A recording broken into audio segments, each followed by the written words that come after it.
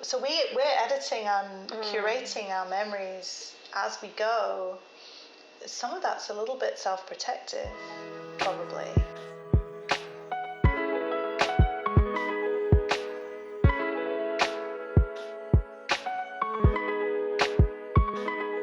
You know, I think a lot about perfection. Yeah. Yeah. and how for a long time, and I think this also came from being trained as a scientist. I wanted perfection very badly. But the more I live as a human, the more I understand that perfection is not even desirable. Like a perfect memory would, and there are people with perfect memories who remember every detail. And some of those people describe it as torturous. Because you can't forget the bad, as well as not being able to forget the good.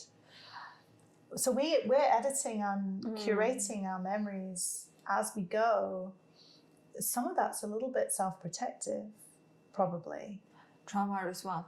But I have a question. When you talk about good memory and bad memory, do you have the feeling that we are specifically good at remembering the bad part of the memory? Like the bad part of memory gets into your skin and you cannot shake it off. My perception is that we are really good at remembering emotionally charged stuff. And it's not just the bad. That's true. It's just that the bad stuff can be very emotionally charged. That's true. And like you mentioned the word trauma, and I think traumatic memories are incredibly emotionally charged.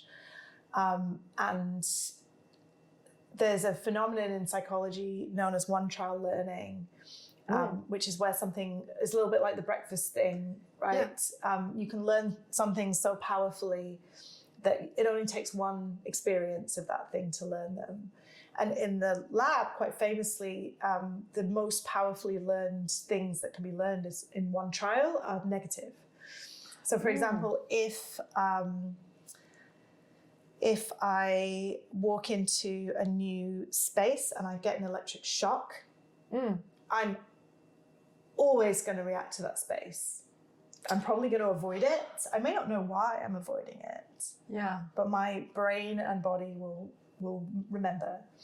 And I will either freeze up, hesitate, or just not go there at all. You avoid kind of like self-protective kind of mechanism.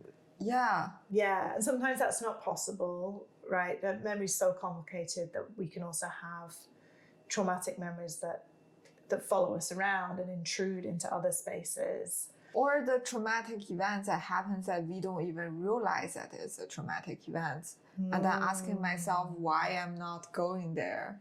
Right. Right. Right. So yeah, that traumatic events, negatively valenced events, bad events are definitely very powerful emotionally.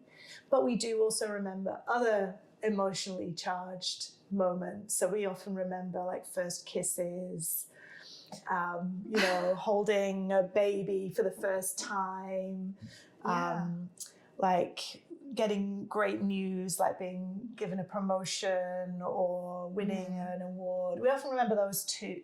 It's not just bad memories that we remember the most. That's true. That is true. But it is true that bad memories can be very high in emotional content, and that's the perfect recipe for a clear, crisp memory that you may not want.